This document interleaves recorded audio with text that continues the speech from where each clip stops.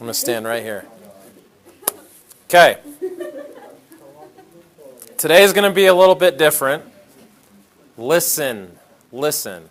First of all, if you didn't do your speech, okay, you should have submitted the written speech, and then you should have recorded it. If you've had technical difficulties, at the 2-minute warning, I will huddle with whoever couldn't get it to record on Canvas or whatever you tried, and we'll figure out another way. Trust me, there's another way. If you had it in by like yesterday afternoon, I graded it. It wasn't due until midnight last night, so I know some of you turned it in last minute, and I just haven't seen it yet. You need the recorded version of your speech and the written version in Canvas. Okay? Question. So it's like when you go to submit an assignment, you do your Google Doc like normal, right? Then you hit resubmit and do the audio recording. We showed you how to do that. If you weren't here on Thursday, then talk to somebody who was. Okay, here's what this week looks like. First of all, today is going to be about weapons. Okay, if you were in world history class, and this is the big if, you have a good memory, the things posted around the wall might look familiar to you. There are diagrams of 9 different weapons. So here's what's a little bit weird. I am not naive in that I know something you did probably about 9 months ago, you're not going to remember, most of you. Now, some of it will come back to you as you look at it, but the other thing that's kind of weird is 1, 2, 3, 4, 5 of you in here didn't take world history class last year, so it's not anything you've done before. So here's kind of how I envision today. If you remember and choose to do so, you kind of get a different job today. And that's going to be to help improve the little matching game we played with weapons and primary sources from world history. If you would rather just play the game instead of like help me improve the game, you can do that. If you haven't taken world history class from me, that's your job as well. So there's kind of like 2 different ways to do this. Play the game or help me improve the game. I'll explain. Okay, but today's going to be about weapons.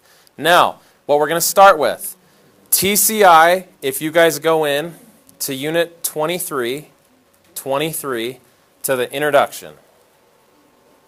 Because the vast majority of you said, hey, let's go to war. That's what President Wilson said in his speech, and that's what Congress voted for. So now we got to figure out what you just got us into. Okay, so we're going to TCI Unit 23. Your screen should look like mine. Yes, sir, it is.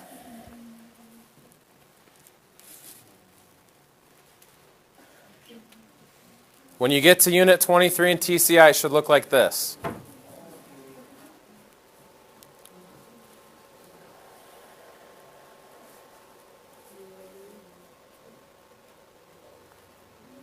We're going to do the quick and dirty version of this so we can get to what we're trying to get to later in the day. You should see a picture of some American troops marching and a picture of a guy hugging his, I don't know if that's his wife or his mom. Well, you can't see her face, so it's hard to say.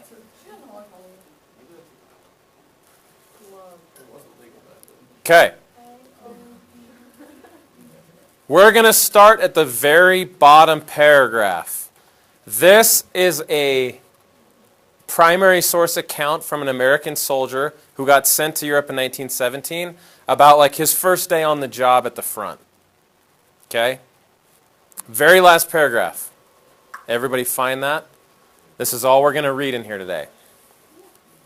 Very soon after arriving in Italy, Villard discovered how little he knew about war.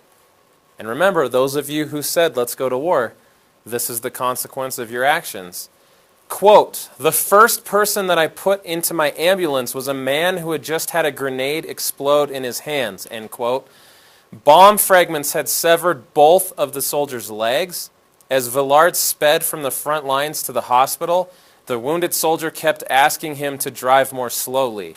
By the time the ambulance reached the hospital, the young man was dead. Quote, "This was a kind of cold water treatment for me to realize all of a sudden what war was like." End quote. Explained Villard. And it changed me. I grew up very quickly. It was the real world. So kind of like somebody who's half asleep, if you splash cold water on their face, it's kind of like that, holy cow, I just woke up really fast feeling. That's what he has with this guy in his ambulance the first day on the job in Europe. Okay? And millions are going to die. So today is about the weapons and technology that are used on the battlefields, in the skies, and in the sea of World War I. Now, if you go to the bottom, you see a question. The first one says, listen to over there, which I'm going to play for you. Okay? As this plays, you're going to answer these questions. What's the mood? Does the mood match the lyrics? According to this song, why should young men fight in the war? And do you think Cohen's purpose, what do you think Cohen's purpose was in writing this song? Okay? So you're going to answer those. I'm going to play the song. Ready? This is called Over There, and the lyrics are here if you can't hear them. Shut up and listen.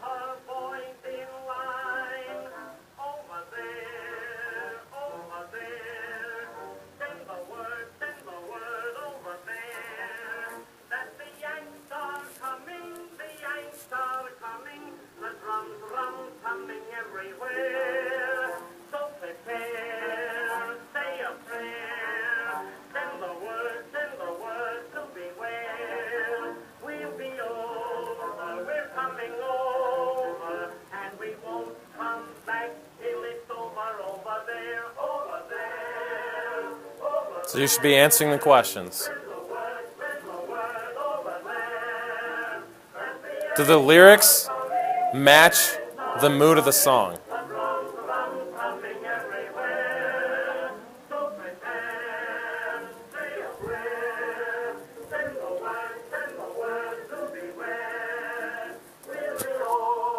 We don't need your jokes, okay?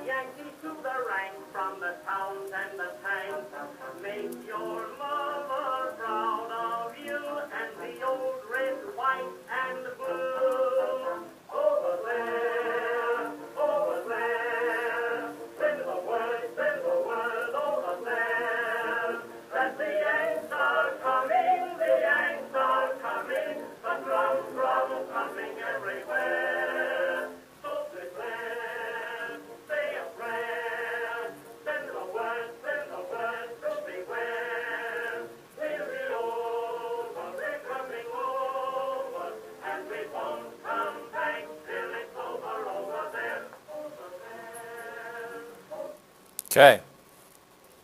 That should be plenty to go off of. So, what's the mood? Does it match the lyrics?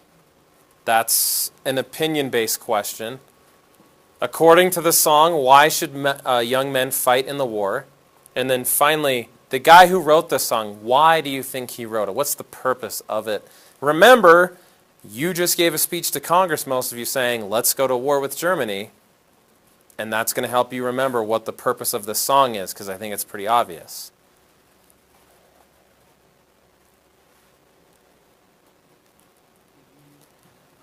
What mood does the music, the sound part, set for you? Happy, upbeat, positive. Do you agree? Kind of like sing-song, like not very serious. Now, how about the lyrics? Do those match the mood from the music? I don't think so. Why not?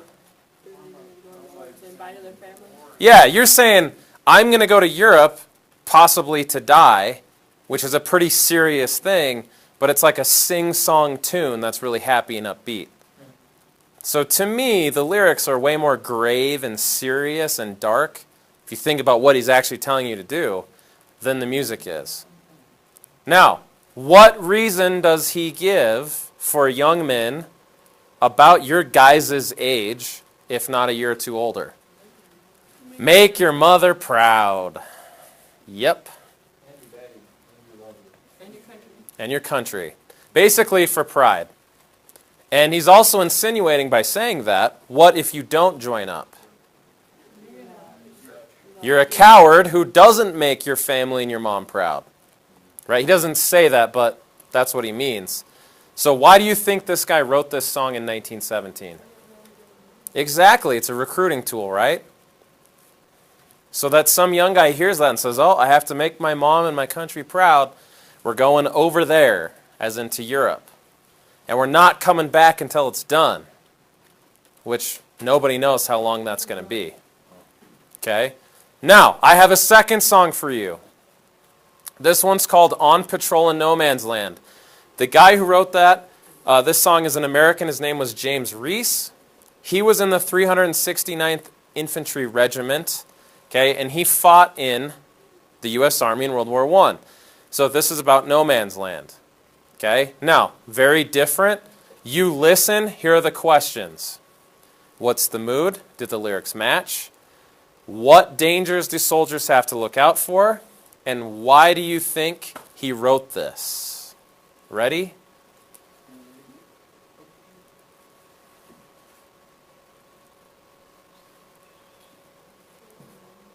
And here's an excerpt from one of the verses.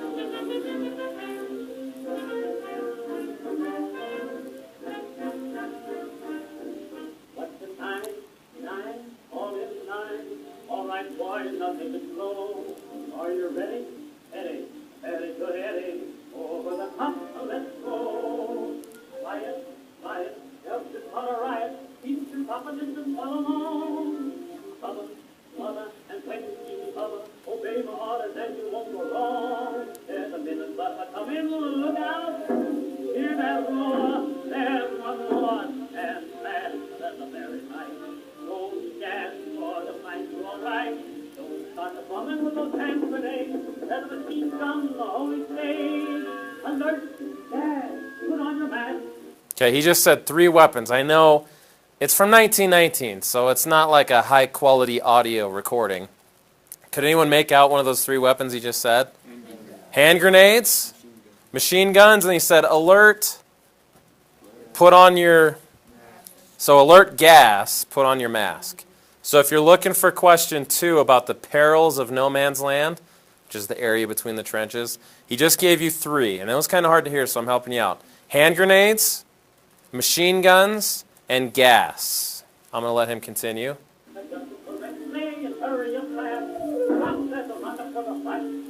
Rocket.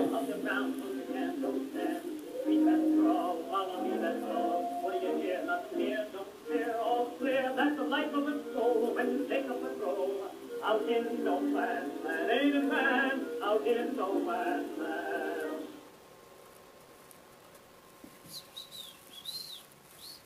So does the mood that the music sets match what the lyrics are talking about? What are the dangers that soldiers would face in no man's land? And why do you think he wrote this song? Because this one's definitely not a recruiting tool.